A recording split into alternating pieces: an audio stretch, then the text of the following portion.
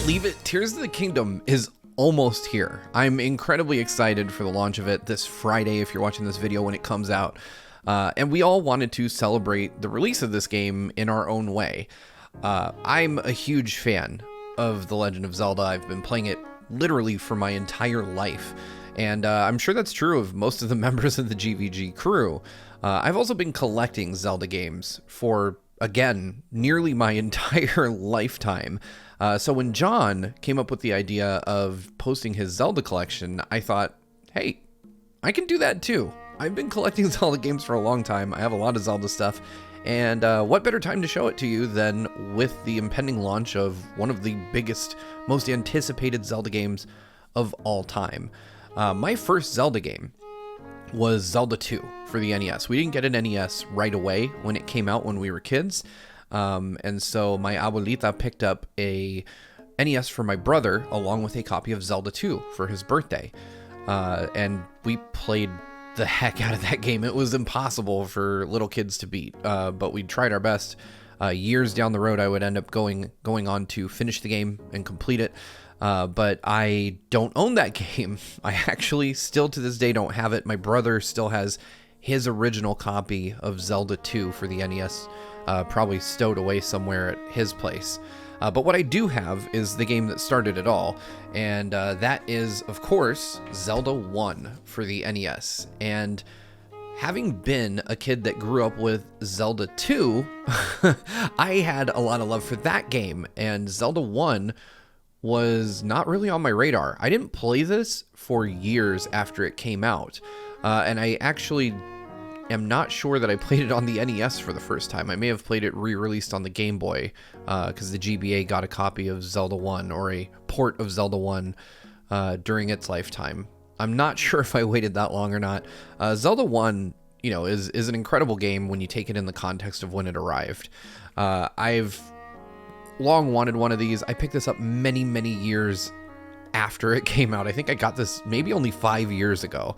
It's not by any means a complete copy. It's a well-loved copy of Zelda, but I felt as a Zelda fan it was really essential for me to have, just because this is how I remember Zelda being presented. Here in the States, we got gold cartridges to denote just how epic in scope Zelda was compared to your run-of-the-mill game, and Nintendo made sure you knew it by including a little window on the box where you could see the gold cartridge. This copy is by no means complete. It doesn't have everything with it. It actually just has the little like iconic NES cartridge sleeve, but there's no manual in here. The copy that I purchased belonged to someone named Seto. So Seto, if you're not out battling Yugi, wherever you are, I have your copy of Zelda, and thank you for selling it to the shop that sold it to me. But this is more a decorative piece because I don't have an NES any longer. I don't have an NES that I can play this on. I just wanted it to kind of mark my appreciation for the Zelda series. Also, one that I just have for novelty is where the series truly started, because as we know, games back in the 80s didn't come to the US right away. I have the Famicom Disk System version of Zelda, and just like my American copy, this one too is incomplete. It's missing the outer packaging, which just had this same art but larger. It's missing the dust sleeve that comes with a lot of Famicom Disk System titles, but this is what the disc looked like. This is what you got with the original Zelda. So Nintendo is etched into the disc. You've got, in my opinion, what is a superior logo. I really like the Japanese logo for Zelda, and you've just got some basic imagery there. So it's just really neat for me as somebody who didn't grow up with a Famicom Disk System to have this, to have one of these. I now have a Famicom Disk System, which I still need to get working. If you saw it, I had purchased a brand new Disk System years ago, and I actually purchased it to play this on. But if you don't have access to a Disk System or a Famicom to use it with, the Japanese Nintendo Switch Online has the Disk System version of Zelda playable, and it has different music, so there are actual differences between the Disk System version and the cartridge version that we got. And in Japan, there was actually a cartridge version of this original Zelda that matched the American release. So, you know, it all kind of came full circle. I don't own any more copies of Zelda 1 than these 2 that I have available. But they mean a lot to me because they are what started my favorite series of all time. My absolute favorite game series started with this game. And even though it's not my favorite entry in the series, I appreciate the significance of it. Coming up next in the life of Zelda was the second game that I got into in the series, and that is The Legend of Zelda: A Link to the Past. And I'm holding a Super Famicom copy of this because during the era of the Super Nintendo, I didn't get to purchase very many games. My parents just weren't in a position to buy me whatever I like, so they rented me a lot of games, and we rented A Link to the Past, and we played the heck out of it. I actually watched my brother play through it in one sitting over the course of, I want to say, 36 hours. He just was so into it that he could not turn off the console, and I just kind of sat around our room and watched him play it all day. And it was thrilling. I loved the story. I loved the world. My brother inarguably loved it even more than I did, which makes the fact that he bought me not 1 but 2 copies of the Japanese version of it pretty funny. So my brother lived in Japan for a time, and he originally picked up this boxed copy, and it is complete. I'll open this one up because, like my copy of Zelda 1, it is not meant to be mint. It's not meant to be pristine. It is a well-loved copy that he just picked up at a second-hand store in Japan. As you can see by the rather weathered-looking instruction manual. But Super Famicom games came with these nifty little plastic trays, and even the plastic tray actually shows some signs of like sun damage or smoke damage. I'm not sure which. It doesn't smell like smoke, so I assume it was left out in the sun. But we have the manual, and then you have like the bagged up cart. And underneath the cart, there was always like a little instruction card. And this actually persisted through into the N64 era for Japanese first-party Nintendo games. So there was always like a little instruction card that would teach you the very basics. And then you have your cart, and this cart has seen better days. This cart is perfect looking from the front, but on the back, it's yellowed quite a bit. And I don't know what causes that, because my Super Famicom games that I've owned since I was a kid still are in pristine condition. Like I said, I think maybe it's sun damage or something, but it's a really great game to own. I wish that I had the American version of A Link to the Past, because it was such a special game and one of the iconic games of the 16-bit era for the Super Nintendo. Pardon the noise there.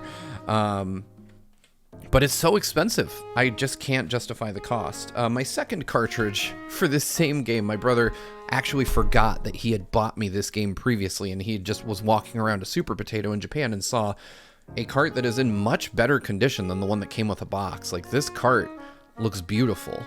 So I may have to swap the good cart into the box. But I have 2 copies of this, and I love that I have this. I actually think that the art on the Super Famicom cartridge is much nicer than what we got in the on the American version. For some reason, Nintendo decided that the A Link to the Past in America would not get a gold cartridge. They skipped over the thing that was kind of NOA's trademark for how to promote Zelda games, with arguably one of the best entries in the series. So it's just kind of funny that they chose to do that with that. But they would return to that later, obviously, with Ocarina of Time and Majora's Mask. But we'll talk more about those in a little bit.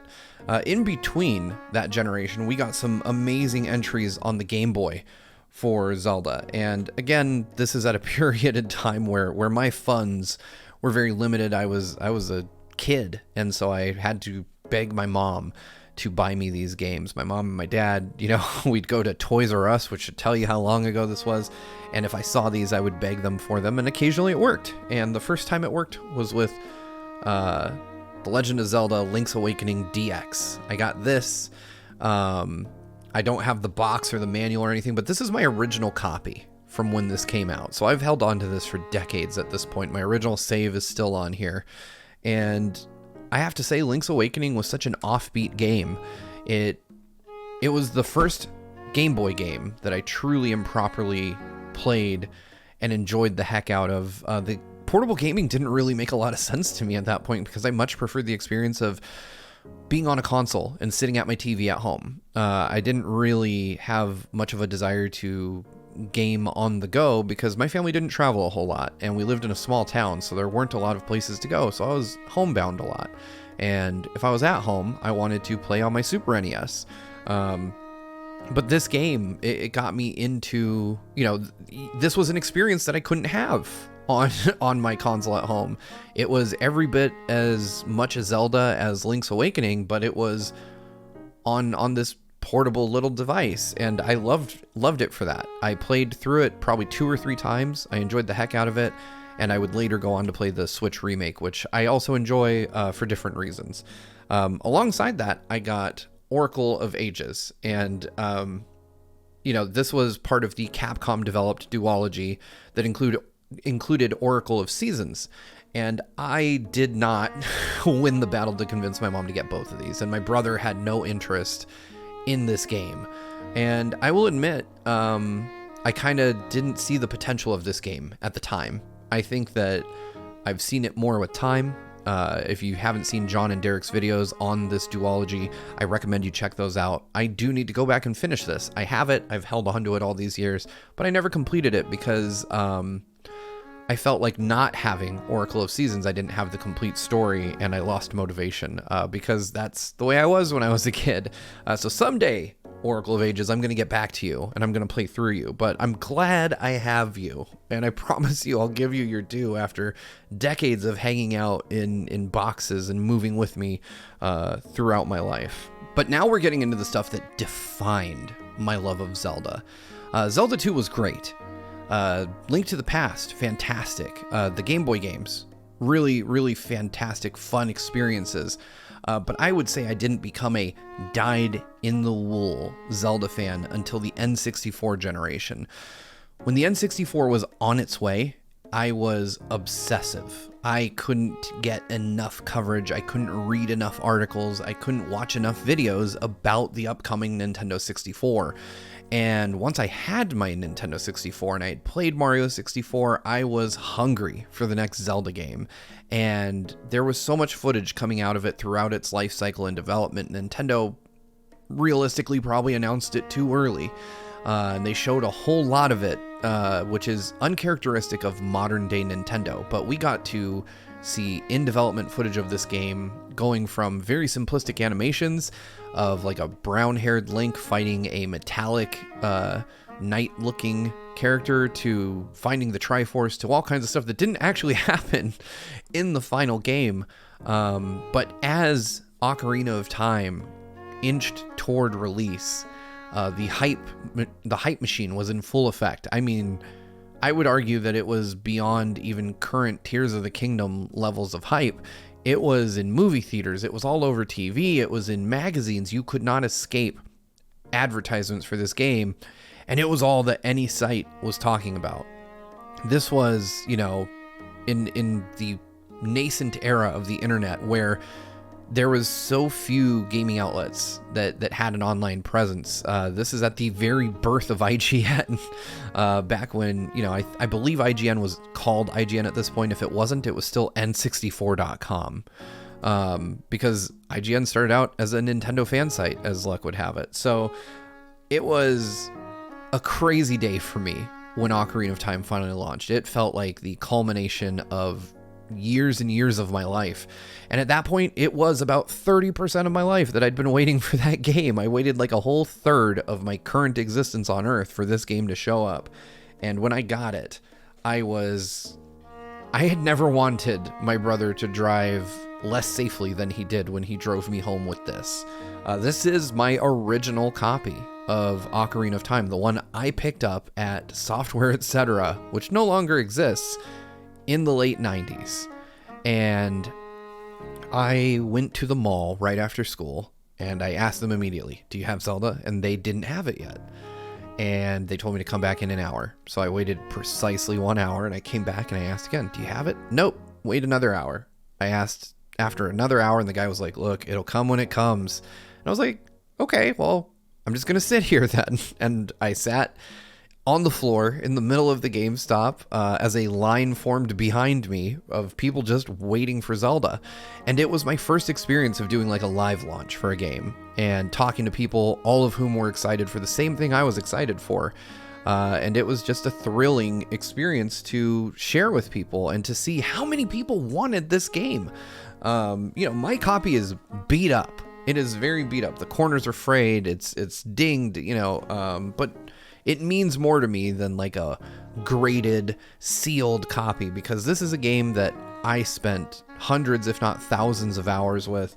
This cartridge, which is right here, and I've probably lost a little bit of the original packaging. Like, I don't have the original plastic bag, but this is my gold Zelda cart that's only ever been owned by me. And that to me means more than anything. My booklet is just, it's not in great shape. It's been taken out of the box many, many times, but I still have all the original inserts that came with it. And it means a lot to me. It means a lot that I have this game. Ocarina of Time really defined my love of Zelda. It changed how I viewed not just Zelda, but games in general. It set a high watermark for what games should be for me. And I was forever influenced by this. This was the point at which it was no longer sufficient to wait and read reviews for Zeldas. This was when I started becoming a day one purchaser of Zelda games. Whatever I had to do to get that game was going to be what I did. And it really marked in a no small way the true beginning of my collecting Zelda stuff. Because at this point I was like, okay, I am all in on Zelda. I will buy any game right when it releases, and I will do that in perpetuity, apparently, because I'm still doing it to this day, decades on from that release date. But Ocarina of Time was a truly special release for me, and I'm kind of envious because I would have loved to have had the platform I have now to share with you all how I felt when that game came out. And I tried. I wrote into Zelda fan sites. I sent letters to magazines to talk about it. And some of those did get published and many, many more did not. But today I'm talking to you about this because it all started here. It all started with this game, with Ocarina of Time. And it created a lifelong love of this series for me, and one that I don't think will ever disappear. I loved Ocarina of Time so much that many, many years later, just about 2 years ago, I ended up picking up a Japanese copy of Ocarina of Time, which is in even better shape than my American copy. Of course, in Japan, they didn't do the gold cartridge. That is an American thing. I believe that Europe may have done a golden cart as well. You may want to check John's video to see if I'm right about that, but they did get much better art, and I'm not going to go through the full unboxing of this, but it's Ocarina of Time with a much better cart label than what we got in the US, much prettier manual, and one of those instruction cards that I mentioned before. The N64 had those for all their games, just these little instruction cards that told you the basics of the controls. But yeah, I don't have a sentimental attachment to this copy of Ocarina of Time, but I do think it's beautiful, and I love Japanese N64 boxes, so I had to have this. Yeah, so eventually someday I will complete a Japanese collection of Zelda games as well. I do have a few here and there, though. Now, this next game, this one threw me for a loop. This was the first, after Ocarina of Time, the really big release. And this, again, just like Ocarina of Time, is my original copy that I picked up on release date. This one I didn't pre-order, but I did run down to my local Walmart and pick this up the day it came out, because unlike Ocarina of Time, you didn't have to pre-order to get the collector's edition of Majora's Mask. You just had to get it's basically what we would call a day one edition today. These were available in limited quantities everywhere on launch day. And so I picked up my copy of Majora's Mask, and they kind of one-upped Ocarina of Time in a specific way, in that the label for this game is lenticular. And a lenticular label means that it changes based on the viewing angle. I'm not going to take all the stuff out, but I have my manuals and my inserts for this as well, and they're similarly banged up. But the cart here is what's really impressive, and I'll put this up here for you to check out. But the original cart kind of has a nice 3D effect to it, and the camera is actually capturing that quite well. So yeah, this was a really cool cart to get.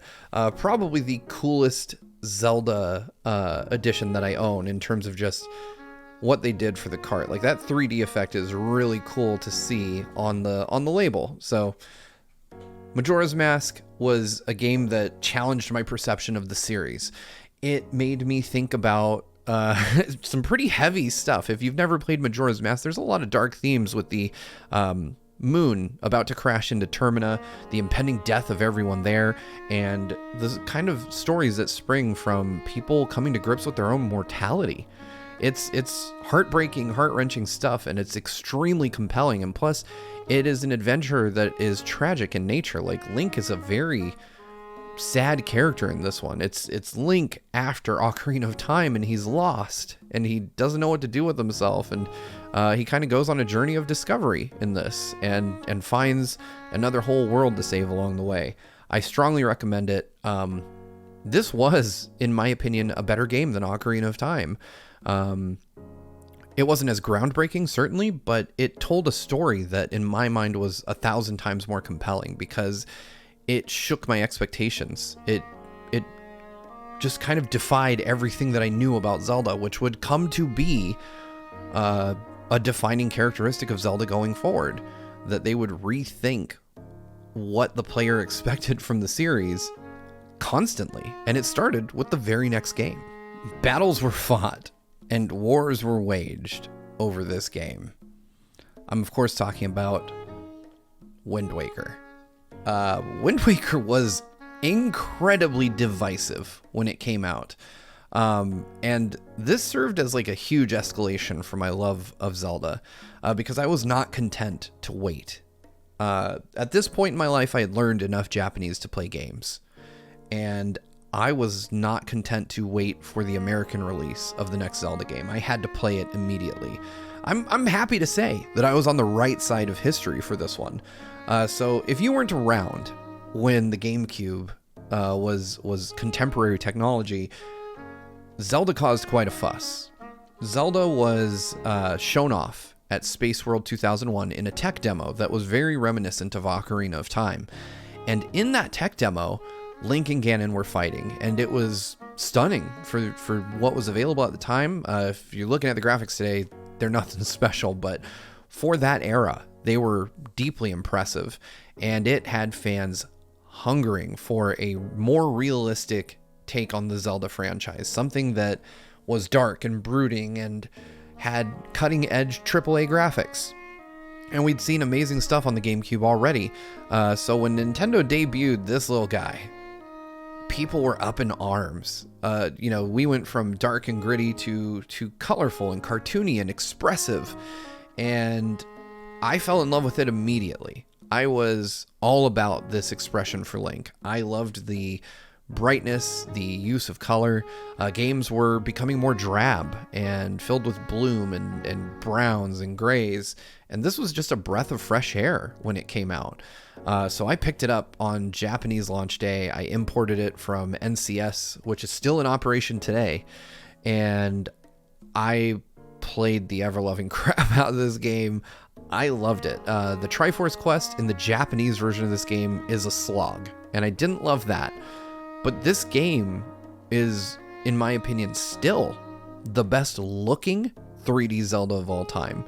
I wish that they would come back to what was rather inaffectionately referred to as Zelda, as in cel-shaded Zelda, back then. But Wind Waker will always hold a special place in my heart, so much that I bought it twice, because you'll see later. But I have this, and I will never let it go. My original GameCube version is my favorite. I didn't buy the American version of this, but this time it was by choice, because I had this one and I loved the experience I had with it. And frankly, the presentation of this, the box art, the Japanese GameCube sleeves, the manuals, I just like this version of GameCube games, by and large, far better. It's just so much prettier and unique compared to all the drab DVD cases we were getting for American GameCube games, as well as PS2 and Xbox. These stood out, and I liked this for my library a whole lot more. The GameCube era was really good to Zelda, though. And that's not even talking about the GBA games, of which, frankly, I missed a whole lot of. I didn't play Minish Cap. I didn't get a whole lot of Zelda on my Game Boy Advance because I wasn't playing my Game Boy Advance. But what I did get was just about every single possible GameCube Zelda title. And I'm talking sometimes multiple copies.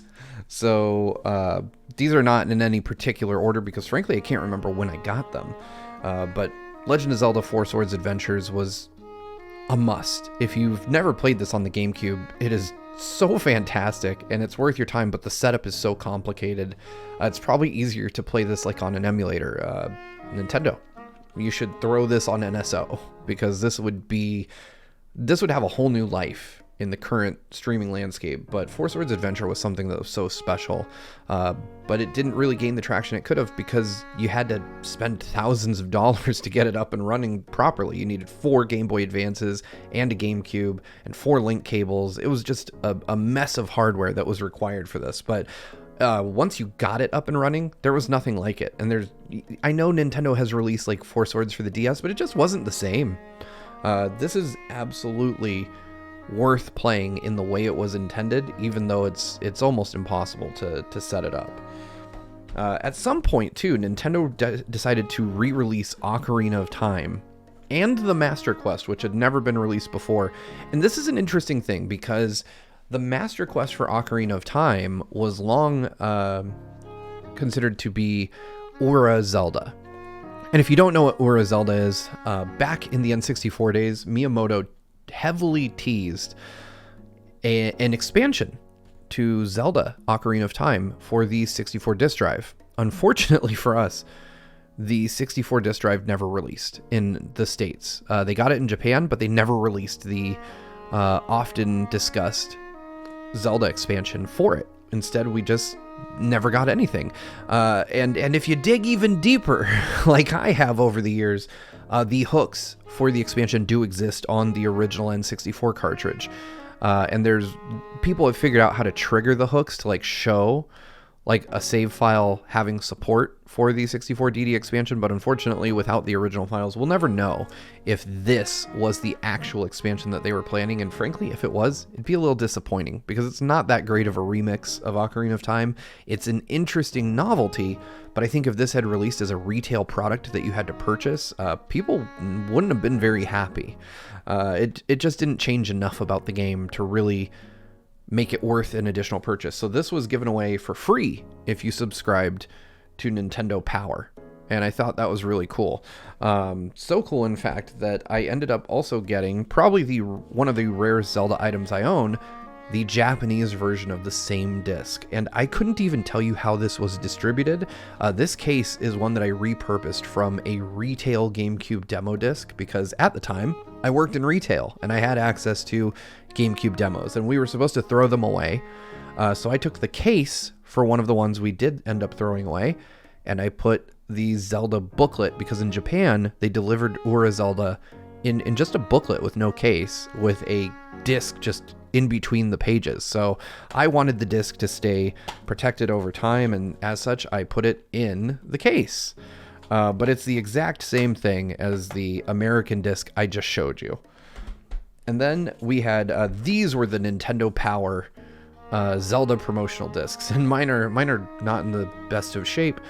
I ended up somehow with 2 of them, and I truly don't know how I ended up with 2 of them, but I'll take it. And these have Zelda 1, Zelda 2, Ocarina of Time, and Majora's Mask on a GameCube disc with a demo for Wind Waker. So these came out before Wind Waker released in the States, and they were quite sought after for some time. I'm pretty sure they're very cheap on eBay, but this is just a collection of games, and I like that I have it. It's nothing too special these days, but it's really neat. And then finally, we have to talk about the GameCube's biggest, or rather final, Zelda release. And stop me if this sounds familiar, but this was a cross-gen release. So I have in my hands, of course, Twilight Princess, both for the GameCube and the Wii. And basically, Twilight Princess was the response to the backlash surrounding Wind Waker. And I was, again, very happy with Wind Waker. I loved it even when it came out. That being said, when I saw the trailers for Twilight Princess, man, was I hyped. This was exciting. And knowing that Nintendo's new console, the Wii, would come out with a Zelda game was even more exciting. So I did not buy this right away. This is my original copy, but I bought it maybe a few weeks after I finished playing Twilight Princess for the Wii, because I kind of realized, like, oh no, this version's going to be hard to get in the coming years, so I better snag one before they're off store shelves. So I just ran down to GameStop, bought one of these, opened it up just to see the differences, because at this point I knew that these games were mirrored from each other. So the Wii changed Link's handedness for his sword to make motion control easier. And as a result, they just mirrored the whole world to, again, make the game a little, easier for motion controls. The motion control in the Wii version was fantastic.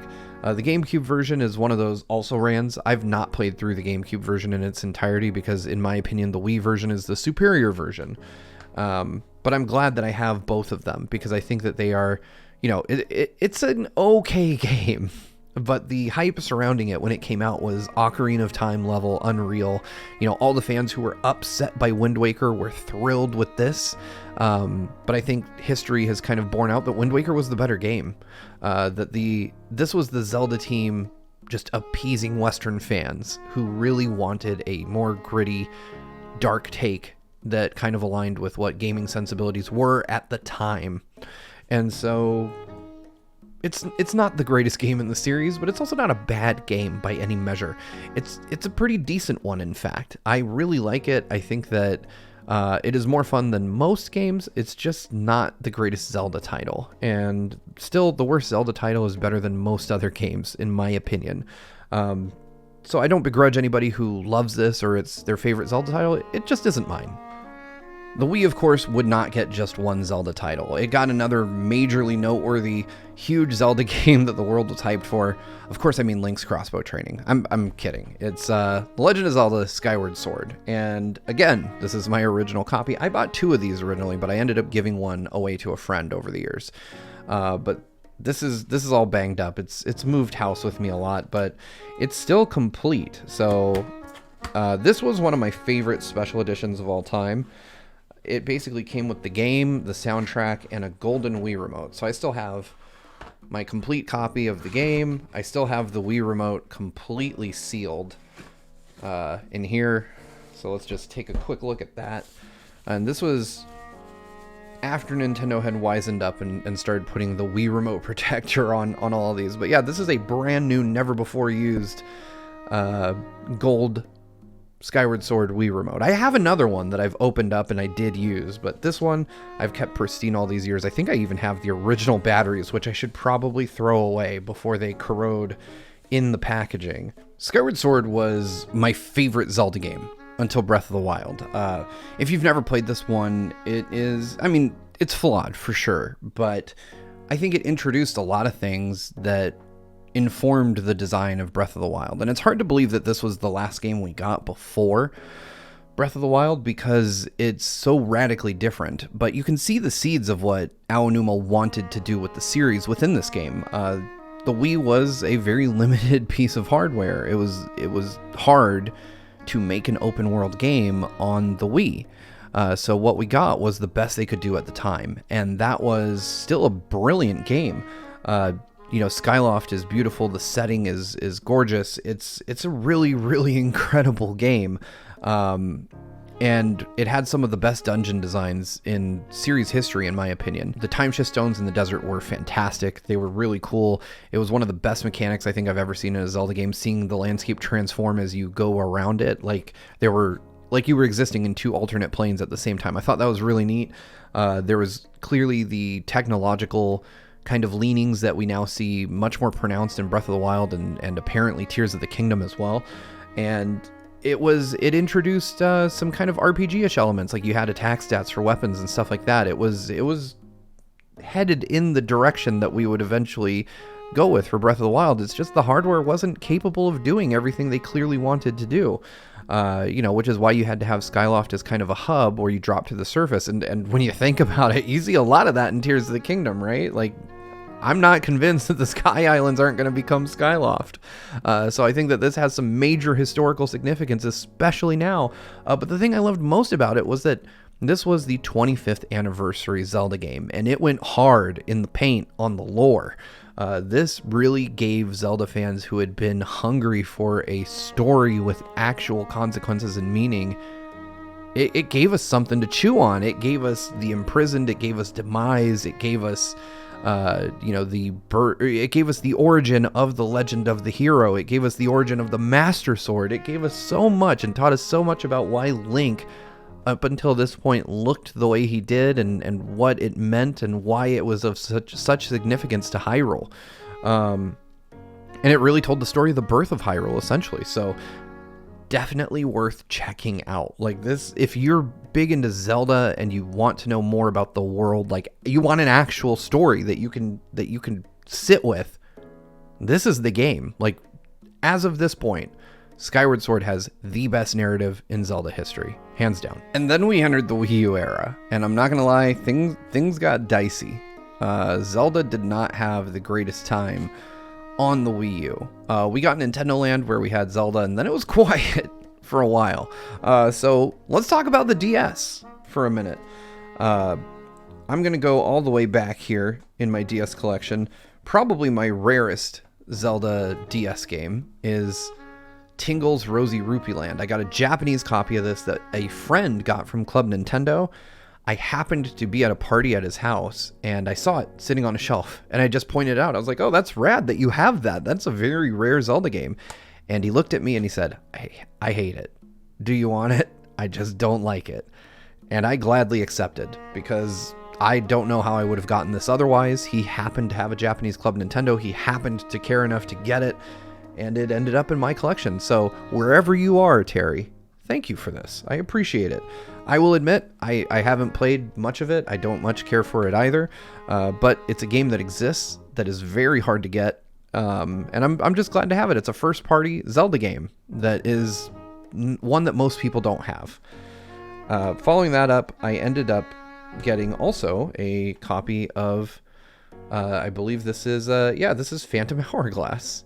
And this is the Japanese version of Phantom Hourglass. And I struggled with both of these. I have the American version as well. I tried it in English, but the control scheme just isn't for me on these. And I know that they're some of the greatest Zelda games ever, according to some. I need a good control scheme, and the DS stylus Zelda game thing didn't work for me. I own a copy of Spirit Tracks, but I couldn't find it for this video. I think I know where it is, but I have a lot of boxes to go through, and I wanted to get this video out sooner rather than later, so I own Spirit Tracks. I own Spirit Tracks. I just can't find my copy of it right now. And of course, Link Between Worlds, which, if you don't know, is a sequel to Triforce of the Gods. So in Japan, this is called Triforce of the Gods 2, and Triforce of the Gods is the Japanese name of this game. So this is, of course, the Japanese copy of A Link to the Past that I showed earlier. The title on this is actually Triforce of the Gods, and in Japan, this is a direct sequel, a numbered sequel to this. So I loved that alone about it, that we got a sequel to A Link to the Past, and even though Nintendo didn't want to call it A Link to the Past 2, we know, because we know the Japanese title, that this was meant to be just a numbered sequel. So Link Between Worlds did amazing things. I picked it up, I played through it. I think it took me like a day and a half. It didn't take me very long, but I think it had some of the most interesting mechanics, and it kind of showed us a hint of where the team wanted to go, in that we could tackle dungeons in any order. We could pick up items without having to get items in a dungeon, which I think is the single greatest change in Zelda history. Not having to go to a dungeon to get a hook shot. You could just buy it and have it. Because then the solutions in dungeons became much more open-ended. You could tackle them however you saw fit, depending on what you had available at the time. So it wasn't like, okay, this dungeon has obvious places where I'm going to have to use this item to succeed, and the boss, of course, is also going to be defeated using this item. It kind of made dungeon design a little more rote. Like, you would just see like a grate and you'd be like, okay, this must be the dungeon where I get this item, where I get the hook shot, because I see so many targets that Link can hook shot onto, or I see enemies in here that clearly can only be defeated by use of a hook shot. So I know what I'm going to get here, and I know that the boss is going to somehow, I'm going to have to hit part of it with the hook shot and bring it to me and then hit it and it'll go back. And as somebody who played Zelda games all the time, this was just a breath of fresh air, knowing that, okay, well, I mean, I'm going to be able to get all the items from the start and go wherever I like. And I did exactly that. I just kind of scrounged up rupees and bought all the items, or I don't quite remember. It's been a long time, but I bought all the items I could from Rovio, and then I just adventured. And I really loved it for that. It was a charming game. DS fans ate pretty well, too, in terms of hardware. I don't have every single special edition, but I do have these two. I have the Triforce edition of the 3DS XL, and I have the Majora's Mask edition of the 3DS XL. Both of these were just absolutely stunning. I couldn't resist them. I have the boxes for these hanging out elsewhere too, but if I remember correctly, Link Between Worlds came pre-installed on this one. I could be wrong about that. It's been a while. I'd have to look at the boxes, but I'm 95% sure that it came with a download code or something.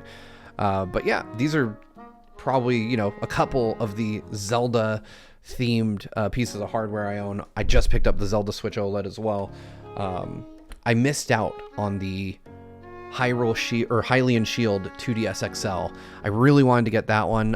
Most of the others I'm not really too fussed about. Okay, I've exhausted all my other options, so I guess I have to talk about my Wii U Zelda collection. I didn't buy the Zelda edition of the Wii U because, frankly, I didn't think it was that special. It was just some etching on the gamepad, and that was it. There was nothing Zelda-esque about it beyond that. I feel like it was a missed opportunity, but I did pick up every Zelda game that I could. So I have Twilight Princess HD Remake, which I will admit, at this point I wasn't too keen on playing it. I picked it up because it was Twilight Princess. I picked up the Wolf Link amiibo as well, but I was really happy to get my hands on Wind Waker HD and the Ganondorf Special Edition here. This to me was a really fantastic pickup. I still have everything included with it. I've opened it before. The seal's broken. I don't collect games to keep them sealed. I think that's kind of a waste of time, but it's got an awesome Ganondorf figure and then just the game. And I think that that's fine. That's all it needed. But there were huge improvements to this. Sailing was faster. You know, we had Miiverse functionality, RIP Miiverse. I really loved finding messages in bottles from people. And of course, having played the Japanese version of Wind Waker, this had the dramatically improved Triforce Quest. So I had a blast playing through this again, and I've been hoping that Nintendo will release it on Switch. Maybe someday, but Wind Waker, I still love you. You're still one of the greats. And of course, there was this little game that released for the Wii U that people forgot about. The Legend of Zelda Breath of the Wild. And I feel so sorry for this one. Because this game started out life as The Legend of Zelda for Wii U. And no one thinks of it that way. Because of course, you know what happened next. That's right, the Nintendo Switch came along and we got some absolute bangers. We got Breath of the Wild, which was the best launch title of all time. Just absolutely killer. I don't need to tell you how much I love Breath of the Wild. It's probably my favorite game of all time as of the recording of this video. And I'm really curious to see if Tears of the Kingdom can top it. But I spent hundreds and hundreds of hours across multiple playthroughs with this game in both regular and master mode. I 100%ed it. I wrote guides for it. I love this game. I've done nearly everything. I didn't get all the Korok seeds. I didn't fill out the compendium, but I beat Ganon. I beat all the Divine Beasts. I did every shrine. I got every outfit. I did every side quest. I did every single thing I could do within reason. And I own probably 7 or 8 copies of this game. I've got the Master Edition, I've got the Special Edition, I've got the Japanese Special Edition, and then I just have a few physicals for myself and my kids. It was a wonderful, wonderful game. I couldn't praise it enough. If you haven't played it, I don't know why you're here. You should be playing it. We're just 5 days away from Tears of the Kingdom as of the recording of this, so go play it. Next, we had Link's Awakening, which is arguably the cutest remake of all time. I love the art style for this. It is good. And I say good because it has some major technical issues. The frame rate never quite got to where I felt it should be, but the presentation of it was just stunning. And I remember seeing actual real-life dioramas made of this game at PAX and E3, and just really being so into the marketing for this. I have some keychains for this somewhere. I obviously have the Toy Link amiibo from Link's Awakening, and it's just beautiful. It is just a beautiful game. It fixes some major issues, particularly in UI and menu management, but it is a faithful remake of one of Link's most offbeat adventures, and it's still as heartwarming and heartbreaking as it was. Of course, we also ended up with Skyward Sword HD, which, again, it was interesting to play through this after having beat Breath of the Wild, because it doesn't quite hit the same anymore. It's a great game. I still love it, but it pales in comparison to the fully realized vision that the team achieved with Breath of the Wild. So, good? Absolutely. Worth your time? Probably, especially if you're a Zelda lore fan. This is the way to play it. Don't go back and play the Wii version. This one's just fine. Though I will say it loses some of the complexity in the controls, or some of the fine tuning of the combat with the Pro Controller or the Joy-Con, but I do like the more options. Just the Joy-Con isn't as sensitive as the Wii Remote with Motion Plus was. So, great game. Definitely recommend checking it out. I love the new art on this one. I do wish we'd go back to getting gold packaging and gold cards, though. I really liked that. It was something that kind of denoted a Zelda game.